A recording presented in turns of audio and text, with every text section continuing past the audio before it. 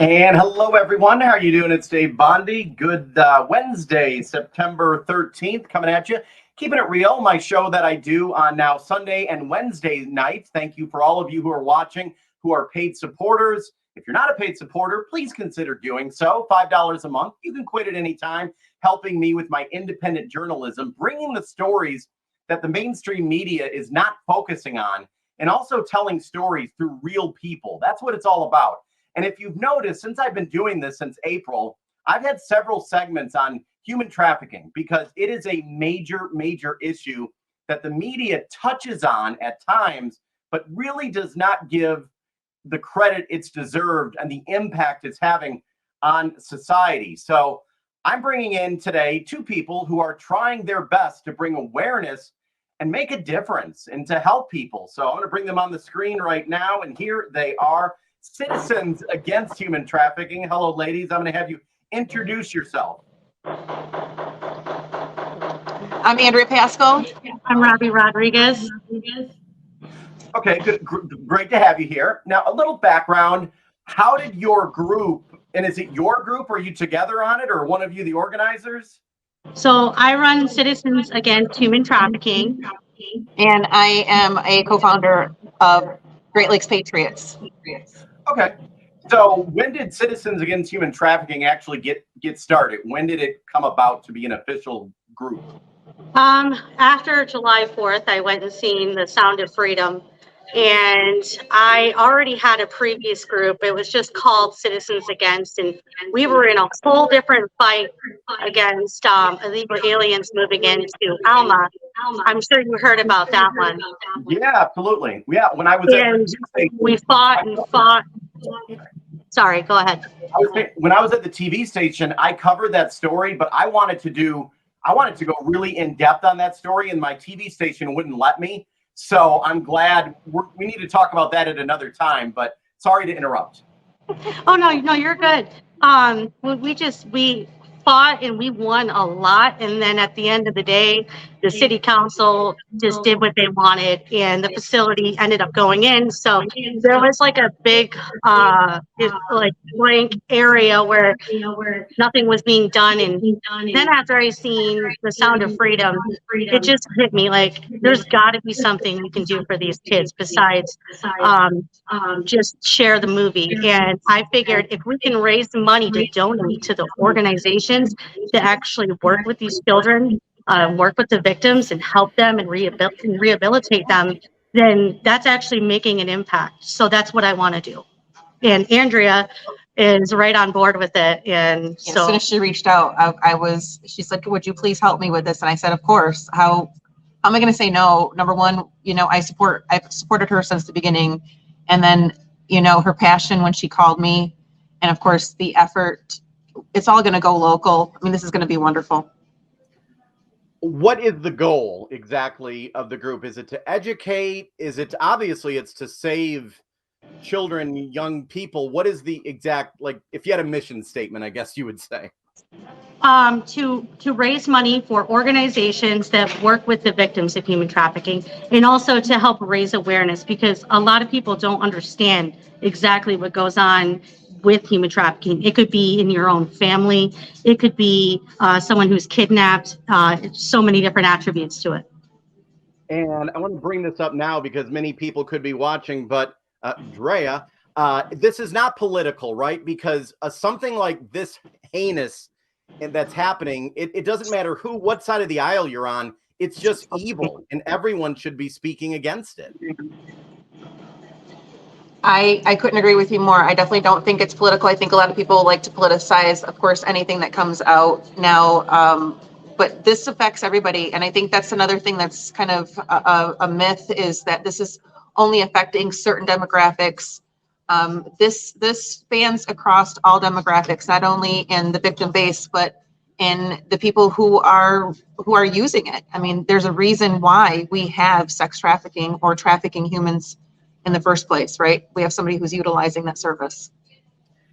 tell me about, you have an event coming up, and that's a fundraiser, which either one of you or both of you want to explain about that event, when and where, and how people who are watching can help and maybe attend or donate? Yes, the event is called Save the Children Concert. It's on September 30th in Midland at the Central Park Band Shell. The address there is 401 East Nelson Street, and it's from 12 to 4. And do you want to talk about the band? Yeah, we're having Viva Rex come out, and they're going to be our live band entertainment. And we're excited because they're going to do a little bit of mix of Christian music and also related music that's going to kind of be uplifting and appropriate for our crowd. We're hoping, for families that may, or women that may have children, we want to make sure that they're included in this event and that it's safe for them to come and listen to. So I think it's going to be wonderful to listen to a good band, kind of relax, also get educated and understand really how this is impacting everybody's community. Absolutely. I'm going to put a link to your Facebook page that you said. That's probably the best way for people to contact you if they have any questions, or go to Facebook, type in Citizens Against Human Trafficking. But I'll put a link on there as well, and you can take questions through your Facebook page. Absolutely. A lot of people, I want to ask, some people, I live in Saginaw County, Michigan. There's very rural areas. A lot of people feel like, oh, it can't happen here. It won't happen here. That's not true, is it? No, not at all. It happens. It can be anywhere. In fact, Saginaw is very well known for human trafficking. My husband's cousin's a police officer, and he had to work some very upsetting cases where there was nothing he could do about it because the women wouldn't come forward because they were scared or they were addicted to drugs, and they were too afraid that if they got help, then they would have to go through the whole recovery part. But mostly they're afraid. And also there's areas like the hotels in our communities you don't even realize, even in Midland, where the hotels would charge by the hour. Usually after hours, they are used for trafficking women. Now, I have not seen Sound of Freedom. I want to take my wife and see it if I can have someone watch the kids at some point. But I need to see the movie. And I'll ask Drea, both of you have seen the movie, correct? Yes? Okay. Absolutely. Now, that highlights international human trafficking. And what we're seeing at the southern border is just sad as can be. A week ago, I interviewed a woman in Las Vegas who started a group to try to house these children. But it is just, I haven't even seen the movie, and I know maybe it doesn't relate to the southern border, but it is just intense at what's happening, especially at the border too. Yeah, there's a whistleblower that is talking about how children are being trafficked over the border and then sold for a while and then sent back, they're deported and then trafficked back again. Sorry, and you wanted to say? No, I just the thousands of children who are lost, they can't account for them. They don't really know, there's no sponsors. When they go to report back, there is nobody there to report on. So we're getting, thousands upon thousands of children who are just lost in the system. When we talk about every demographic, I think about some of the young women in my own family, who are in the teenage years. And these are the women who are being enticed to be, strong, independent women. And they're being enticed with that idea. And the backing of that is that somebody is there to take advantage of these young ladies and are putting them into a business that's not a business. It's not a business model that's made for young women. It's to take advantage of them and to put them in dangerous situations. Yeah, like I said, go ahead. I'm sorry, to add to that, they're using facilities like the one in Alma. Bethany Christian Services is using the Warwick Center and places just like that all over the country to bust these so-called unaccompanied minors, but they're all men that say that they're minors, but there's no proof of their age. They're not being vetted. And then when they're being sponsored out, they're saying they're being sent to family members, and the actual children that are coming across don't even know who their sponsors apparently is. And now there's been reports that there's missing children, the ones that were sent to sponsors. Now they don't know where they are. A lot of them. Yeah, and the information's not getting out there. For example, it's not human trafficking, but the escaped convict in Pennsylvania, he entered the country illegally. A lot of these things aren't mentioned. So there's a big dynamic as to who is entering the country. There are some good people, but there's also some bad ones.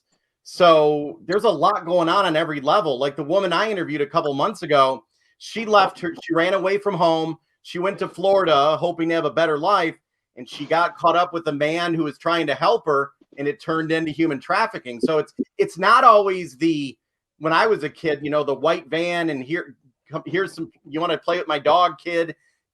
They get people weird ways now. They know how to work it, these perverts. Absolutely. And that's, again, going into, we can give you a business, we can give you, this independent lifestyle, the financial freedom that you're looking for. And then lo and behold, this is what they're getting themselves into. And then now they feel trapped, right? And they also feel shame. There's a lot of shame that comes with being sexually abused. So you're compounding a lot of layers here. So that's why it's really important to get the victims help and get them rehabilitated, because there is so many layers of manipulation that go on top of the physical abuse, and then you add on to that the sexual abuse. So again, just layers upon layers there for these people who are being trafficked. And again, it's not just one demographic or another. It's not just women. It's not just children. It's men. Men are being trafficked just as much. So again, every demographic is being touched. And then the other idea too is when we talk about the border, the United States is one of the largest consumers of human trafficking, and particularly sex trafficking. So, they're looking for victims who cannot speak very well, who they can easily take advantage of. And, the United States has a lot of victims who can speak, who can identify who their perpetrators are. So they're looking for easy targets here. So unfortunately, children who do not speak English well are great targets. I'm a parent. I have a 10-year-old daughter, and what suggestions, because you've been getting education on human trafficking or so forth, what discussions do we as parents need to be having with our children? Because I think a lot of parents you're stranger danger, definitely. Yeah, a lot of parents are maybe scared to have discussions, but what do we need to be talking with our children about? Definitely watching their online activity. I had a friend report to me that a strange man was trying to get nude pictures of her daughter through a game called Roblox. These are simple, innocuous games that we think are harmless to our children. But there are targets literally everywhere that are after our children. So online activity has to be monitored. Look at your children's activity. Look at what games they're playing. Look at the messages and who they're messaging online. And then if you're in public, stay alert. Do not be buried in your phone. That is one of the most dangerous things, not only for your physical safety as far as, vehicles and things of that nature, but in this arena, in this atmosphere, being aware of your surroundings is paramount. Even when you're going to the store, you can't just let your children run off to the toy section. You have to stay with them. You need to make sure that you're keeping an eye. Even if your children are with you, you still have to watch for people who are watching you. And I have so many people that I know that have actually had that happen, where they felt like they were being followed. They had to ask for help walking out of the store, or an escort walking out of the store. And, there was a couple times I was worried when I'm with my children. I'm always on the alert, just because it's scary to think that something could happen. I think having just a frank conversation with your children about the realities of what this world and what we're facing. Children are resilient, and they're a lot stronger than we give them credit for. I think having just some real honest conversations about, there are some seriously dangerous people out there who will take you from mommy and daddy, and they will not allow you to see them again. I was 4 years old when I was almost abducted in Saginaw, Michigan. I had a man come and take pictures of me for weeks on end. So, being saved from that, and now seeing the end result of that years later, 40 something years later, and seeing what I could have been in is surreal, to say the least. Definitely. They didn't get you. Oh, I didn't know that. Let me ask some of the questions in the comments. Someone wants to know, is your organization a 501c3? We are a 502 incorporation. So in other words, I'm a business that doesn't make money. It's not too many people do that, but what I did it this way because I wanted to do something soon. I wanted to get on the ball and start raising money. And actually, I was suggested to do this by the licensing. I can't think of the licensing department from Michigan State. So, yeah. So we are not a 501c3, but we're pretty close. Okay. Just looking at some of the comments right here.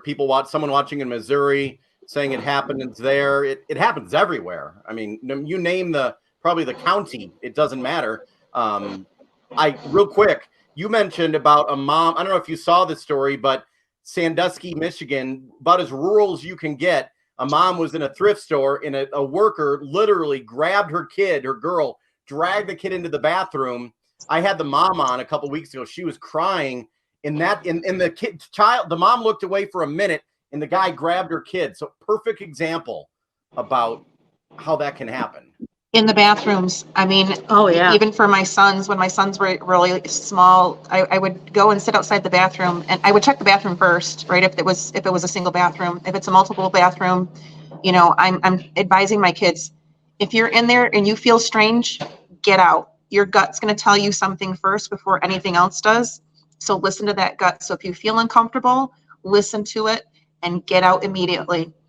If you feel like if you don't feel that sensation, you don't have that, red flag going off and somebody touches you or somebody makes you, feel threatened, you need to run or just yell. All you have to do is yell and mom is going to be in there in a heartbeat. And trust me, they don't want to see my face. Mm-hmm. No, they don't. I know you. That would be good. It's sad that it has to be like this. I remember when I was a kid growing up in Metro Detroit, I could ride my bike all day long, all over the city. It didn't matter. And now my kids are like, why don't you let me go all over the place? And I'm like, because I know what's out there. Terrifying. And I wish we could have that from when we were kids. I mean, we used to play until the streetlights came on. Mm-hmm. Yep. Yeah. My sister, when she was little, actually took off from our house when we lived in Vermont. And my parents were taking a nap. They didn't realize that she had actually gotten out. She was so fast. And somebody actually brought her home. Like, that's how it used to be. It was like the community looked out for each other. Yep. So it's not like that now. At least not that everything has been, now that everything has been exposed a lot more, we probably didn't realize it was going on so much back then. I agree. And to your question before, Dave, about like, what do you say to your kids? I was 4 years old when that happened, 4 or 5 years old. And my parents just had to point blank tell me that this is what happened. And I had to be on alert. I had to look out for this guy. I had to report every time I saw him, every time I saw his car. So just have those conversations. I think it's time. I think now in today's age, I would rather have that uncomfortable conversation than have my child missing.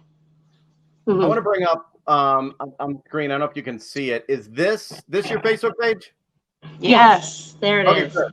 I found it. So before I let you go, once again, if anyone's watching right now, Citizens Against Human Trafficking, it doesn't look like there's another page with that name out there, so that's good. Go ahead and like the page and message, and you have information on here about the okay, the event. Yep, we're live on there. That's cool. That's cool. Yes, there actually is an event. There's an event link somewhere on the page, so people can RSV to the event where we also post updates on there. Okay, I found it. Got it here. And it's totally free. Mm-hmm. So just come and have a good time. Come and listen to us. Come listen to a couple of our speakers. We're going to get some, get some victim testimonies so that you can really hear, from a true perspective about what it's really like out there. I think you're going to be kind of blown away at just kind of what a free event is going to give you, what kind of value it's going to bring you. We'll have vendors too, so there'll be food vendors. So far, we have 3 food trucks coming.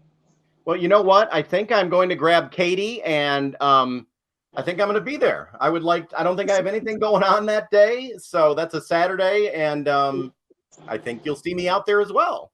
Awesome. Well, Would love to see you, Dave. maybe Okay. you can come out and talk on what you have learned about human trafficking as well. Yeah, and there's been a lot of a lot of sick things. And, A lot of things you see. Mhm.